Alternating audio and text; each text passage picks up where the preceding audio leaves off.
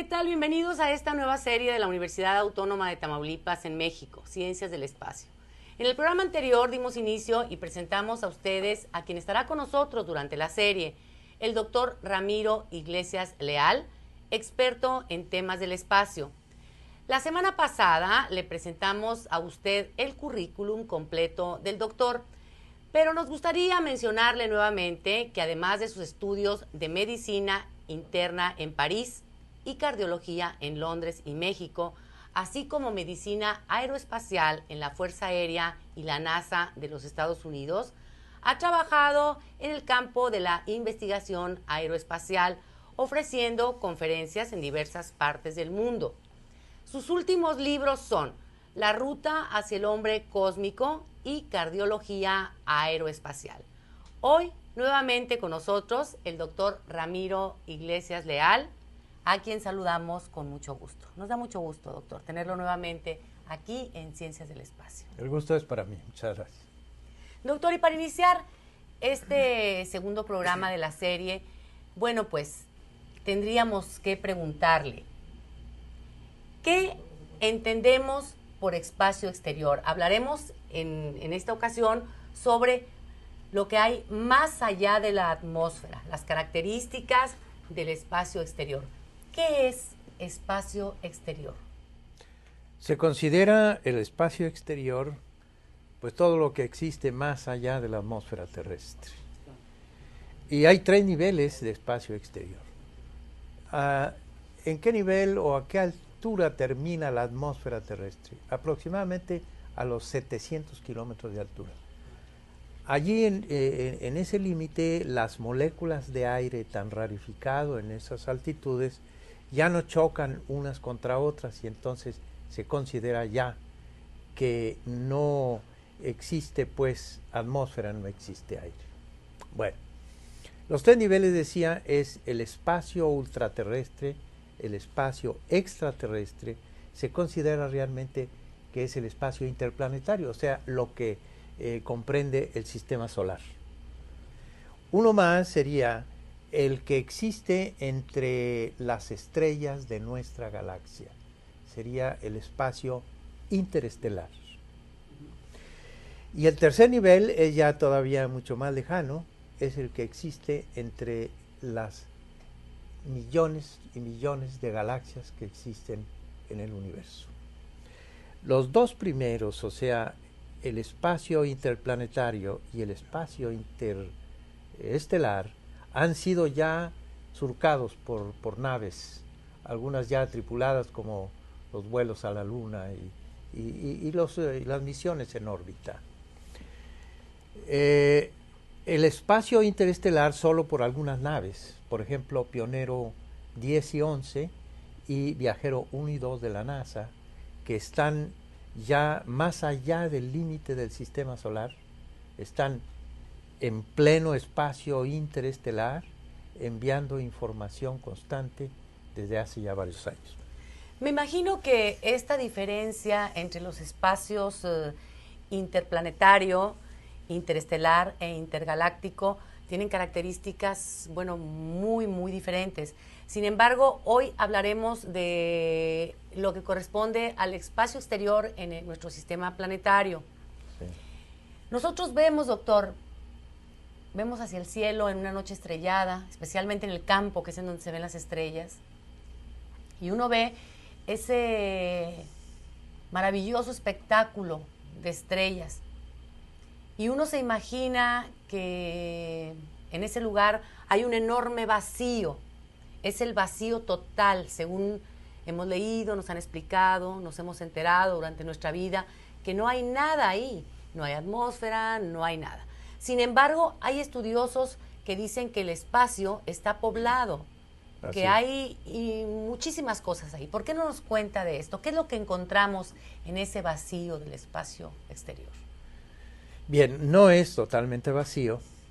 Aparentemente, de acuerdo con los estudios de radiotelescopios, de telescopios de luz infrarroja, luz ultravioleta, etcétera, etcétera, el espacio interplanetario y los demás tienen un alto contenido de materia.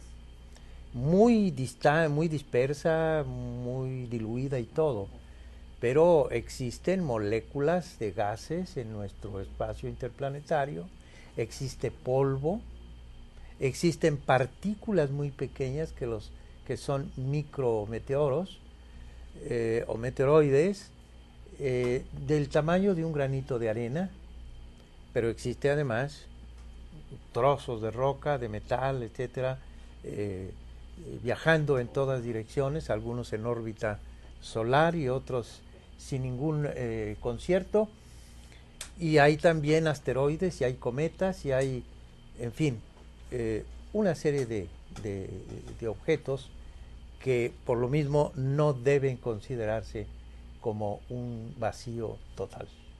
Para fines fisiológicos, para fines de la industria o lo que usted mande, pues puede considerarse un espacio ideal o un espacio casi completo, pero no lo es exactamente. Doctor, nosotros sabemos que todo ese tipo de fragmentos de asteroides, de piedras, metales que están en el espacio, bueno, en determinado momento vienen a caer a la Tierra, pero se dice que al cruzar la atmósfera muchos de ellos se desintegran. Así es. A mí me preocupa esta búsqueda de la que hablamos en el programa anterior del hombre a vivir en el espacio, en donde va a estar a la merced de este tipo de meteoritos o de basura espacial, sí, que puede golpear las estaciones. ¿Qué tan probable o qué tantas probabilidades hay, qué tan cerca están de la Tierra este tipo de asteroides, qué tan peligroso es? ¿Se ha contemplado algún tipo de protección para las estaciones espaciales que se piensan construir?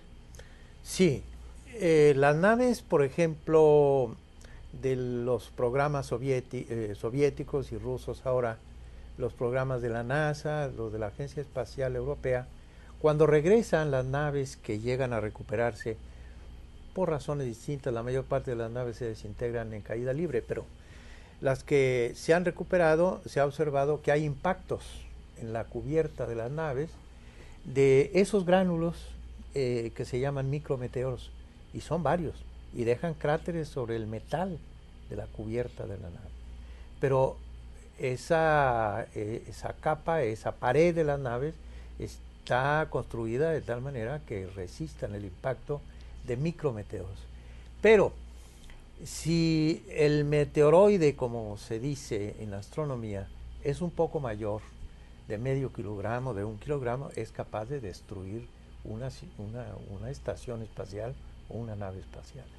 Nada más que la probabilidad de encontrar un objeto de ese tamaño es infinitamente raro.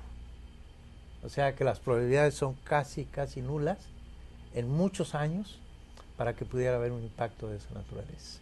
¿Sería una probabilidad como la de, un volcán, una situación provocada por un volcán en la Tierra? Probablemente, pero de ser así, un objeto de 1 kilogramo o más, sencillamente destruiría sin más cualquier nave, o incluso una ciudad espacial de las que hablaremos posteriormente. Estamos hablando del vacío en el espacio, doctor. Sin embargo, hemos escuchado hablar de viento solar, tormenta solar. ¿Cómo es posible que en el Sol haya viento? Si estamos en un lugar sin atmósfera. Así es. Hemos dicho que el espacio interplanetario está repleto de materia, ¿verdad? De polvo, de moléculas, de meteoroides, de asteroides, de cometas, etcétera, etcétera, de gases y demás. Pues bien, también el espacio interplanetario contiene otro tipo de elementos que no necesariamente son materia, sino unas formas de energía. Pero la radiación cósmica solar y la radiación cósmica galáctica, que se encuentra abundantemente en el espacio interplanetario, son todavía materia, son partículas. Los rayos cósmicos que vienen de otras estrellas, de otras galaxias, son protones, o sea, núcleos de hidrógeno. Son rayos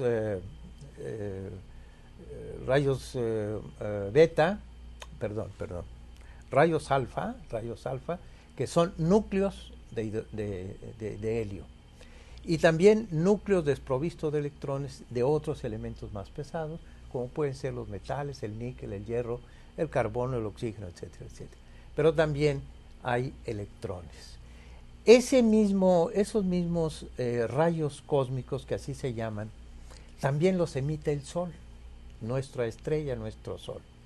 Claro, a velocidades menores, con energía menor y todo, pero son los mismos.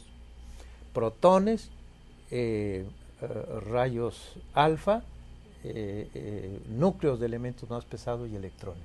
Pues bien, el Sol es una gigantesca, monstruosa bomba de hidrógeno en continua fusión nuclear, que es una de las reacciones. Hay fisión nuclear cuando se destruye el átomo y fusión nuclear cuando se fusionan varios átomos para formar un elemento nuevo. Pues bien, el Sol es una bomba atómica, pero en proceso de fusión. Y en ese proceso, donde hay calentamientos hasta de 16 millones de grados en el centro, hasta 5.000 o 6.000 grados en la superficie, se emiten explosiones o un flujo constante de material procedente del Sol, consistente en esos rayos cósmicos solares. Pues esa emisión constante que emite el Sol en todas direcciones en el espacio interplanetario se llama viento solar. Eso es el viento solar. Es. Ahora, también hay tormentas solares. Así es. Pero esa es una intensificación de la cantidad de rayos cósmicos solares cuando el Sol entra en efervescencia y tiene explosiones gigantescas cada 11 años más o menos, y a veces en el inter de esos 11 años hay emisiones gigantescas de varios centenares de kilómetros de altitud, y entonces la emisión de esos rayos cósmicos solares es mucho mayor y se llama tormenta solar, que tiene repercusiones muy importantes en la Tierra. Doctor, ¿cuáles serían estas repercusiones de las tormentas solares en nuestro planeta? Son muy importantes y a veces graves.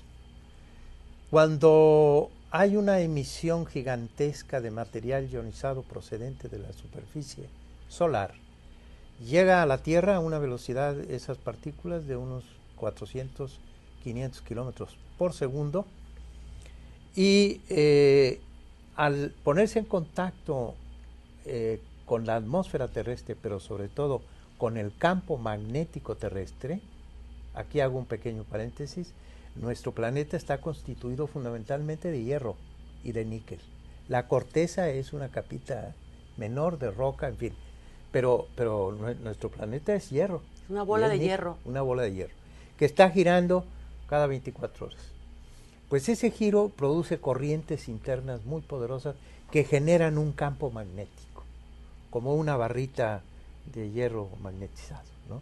Entonces el campo magnético tiene sus líneas de un polo a otro. Pues bien, cuando llegan las partículas a esa velocidad en las tormentas solares, se trastorna el campo magnético y se trastornan las condiciones atmosféricas.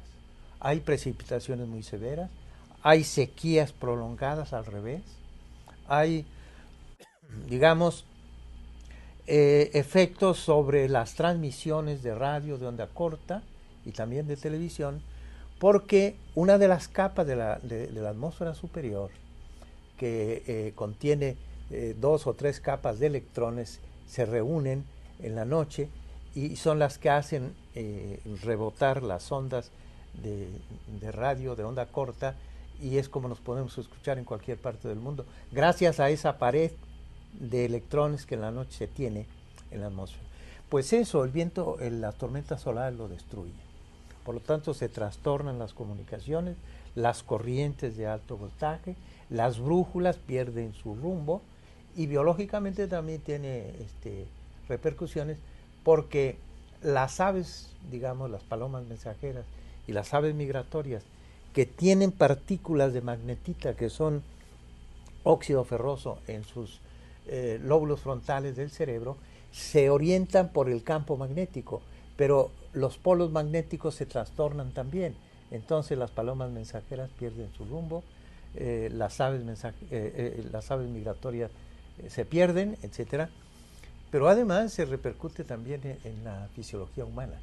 Aumenta la psicosis, las neurosis, las clínicas. Se ha observado en Canadá, por ejemplo, en un estudio que se está haciendo observacional desde hace varios años, médicos canadienses con astrónomos alemanes, de que cada 11 años los trastornos del ritmo cardíaco, la psicosis y neurosis son mucho más abundantes, mucho más frecuentes cada 11 años, que es cuando tiene que ver con las tormentas solares. Entonces, como ve usted,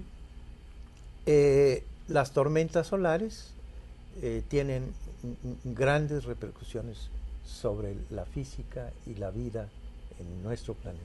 Bueno, hemos oído todo el tiempo, doctor, que la luna, por ejemplo, afecta a las mareas. Me imagino que si esto sucede con la luna, que refleja el sol solamente, pues ya me imagino lo que significa estas tormentas solares en un cuerpo celeste mucho más grande. Acaba usted de tocar otro elemento, pero que es una fuerza, la fuerza gravitacional que existe en el espacio interplanetario y los demás. Sí, todo cuerpo físico tiene un poder de atracción, de acuerdo con su masa. Ok. De acuerdo con no vamos a mencionar exactamente las leyes de gravedad y las leyes de atracción gravitacional de Newton. Pues la luna, que está cerca de nosotros, es un cuerpo macizo y por lo tanto también ejerce atracción. Y cuando la luna enfrenta los lugares de grandes lagos y sobre todo los océanos, levanta las aguas de los océanos cuando va pasando encima, pues medio metro o quizás un poco más. Pero cuando circunstancialmente se alinea el Sol y la Luna, el poder de atracción se suma, el de la Luna y el del Sol, y entonces vienen las mareas altas, que son de 1 metro o más. Todo está estrechamente relacionado, aunque parezca que estamos tan distantes del Sol, tan distantes de la Luna. ¿Cómo es posible que tengamos este tipo de reacciones generadas por estos cuerpos celestes que parecen inalcanzables? Estamos viendo ya en la ciencia que algunos sabios de la antigüedad que atribuían efectos a los astros, pues sí, científicamente se está viendo que hay algún tipo de efectos. Claro, diferentes a los que supusieron en otros tiempos, pero la ciencia, por supuesto, está demostrando que hay una interacción estrecha, no solamente con la Luna y el Sol, sino muy probablemente con otros cuerpos celestes más distantes. Fíjese nada más, qué interesante, doctor. Y bueno, además de todo esto que nos comenta que existe en el espacio exterior, todas las características que tiene, hay otras que usted nos había mencionado fuera de cámara y que nos parece también importante pues escuchar su comentario, que son las radiaciones. Todo esto que tiene que ver con la luz visible y todos los tipos de luz y los rayos gamma, esas cosas que a veces, bueno, no a veces, sino si no tuviéramos la atmósfera terrestre, serían sumamente dañinos. Exacto. El Sol también produce lo que se llama radiación electromagnética, que no es materia, es una forma de la energía. ¿Cuál es ese espectro electromagnético? Bueno, pues es la luz visible. La pequeña ventanita que nuestra retina permite que nosotros nos asomemos al mundo y al universo. Pero es estrecho, es muy pequeño. O sea, lo que nosotros vemos es como una rendija es apenas. muy poco. Es muy poco. Respecto a lo que pudiésemos ver. Formalmente, si hubiera un médico espacial que calificara hasta astronautas que van a viajar al espacio intergaláctico o interestelar, diría formalmente ciegos. ¿Por qué?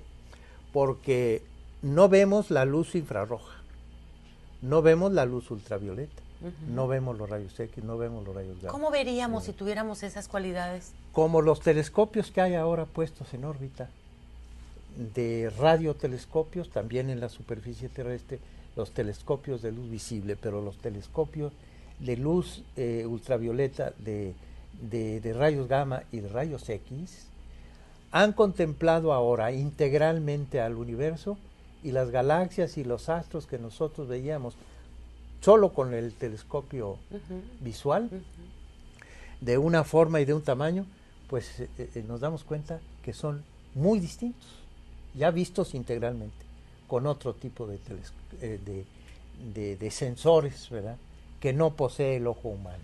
O sea, nuestras capacidades son limitadísimas. Limitadas, muy Seríamos limitadas. una especie de mezcla entre murciélago, lince, gato, ser humano. Podríamos ver muy diferente. Pero si algún día, como está trabajándose, funciona la aviónica, o sea, pueden integrarse sensores electrónicos de este tipo, de luz infrarroja, de luz ultravioleta, rayos X, rayos gamma, incorporarlos a la fisiología humana, y en una de esas podemos realmente ya recuperar la visión integral del universo. Qué barbaridad. Entonces somos prácticamente ciegos. Así es. En este planeta.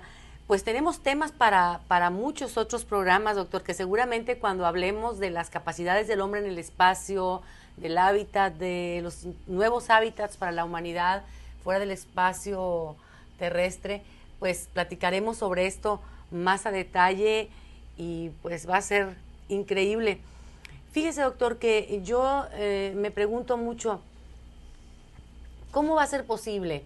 Ya hablaremos de las estaciones espaciales y de las ciudades espaciales en nuestro próximo programa, pero en este espacio exterior, en este enorme vacío, pues las distancias son muy grandes, doctor. Se tardan años en llegar de un punto a otro. ¿Cómo va a ser posible cruzar estos espacios cósmicos tan grandes para llegar sin que transcurra la vida? ¿Qué va a pasar? ¿Cómo va a ser posible? Me gustaría dar una respuesta más amplia sobre esto, porque hay una propuesta ¿Sí? de aquel famoso director de vuelos espaciales que se llama, todavía vive, Christopher Columbus Kraft, Cristóbal Colón Kraft, traducido, que fue el que dirigió los vuelos a la Luna. Y tiene una propuesta para vencer esa dificultad que tenemos, porque no se puede superar la velocidad de la luz, al menos con la tecnología prevista. Pero hay otras ideas que me gustaría hablar, digamos, en algún otro programa de esto, porque no terminaríamos ahora de explicarlo. Pero sí, lo que usted dice es así. Tenemos una gran limitante para viajar al espacio interestelar, y ya no digamos al espacio intergaláctico. No vamos más allá de la velocidad de la luz, 300.000 kilómetros por segundo. Pero para llegar a la estrella más próxima tenemos que viajar a la velocidad de la luz más de 4 años. Imagínese nada más. Pero ya hay estudios al respecto, ya hay alguna forma de, ¿cómo podríamos decirlo? Combustible que pudiera, no sé, algún elemento. No, hay teorías, hay ideas, hay propósitos, hay planes o proyectos, pero todavía no se cuenta con eso. Es más, ni siquiera hemos podido vencer la primera velocidad cósmica o la segunda velocidad cósmica, que es de 40.000 kilómetros por hora, porque los combustibles de que se disponen actualmente químicos no dan para más. Entonces, estamos apenas en la edad de la carreta, digamos, o de algo así, de la antigüedad. Las velocidades cósmicas en este momento que pueden desarrollar los vehículos espaciales son muy, muy limitados todavía. ¿Estos estudios tendrían que ver con esto que conocemos como plasma? Ciertamente. ¿Sí? El plasma es el cuarto estado de la materia. Sí, es de lo que está hecho el Sol, por cierto. Y de lo que está hecho el relámpago, la parte luminosa del relámpago, es plasma. No es gas, no es sólido, no es líquido.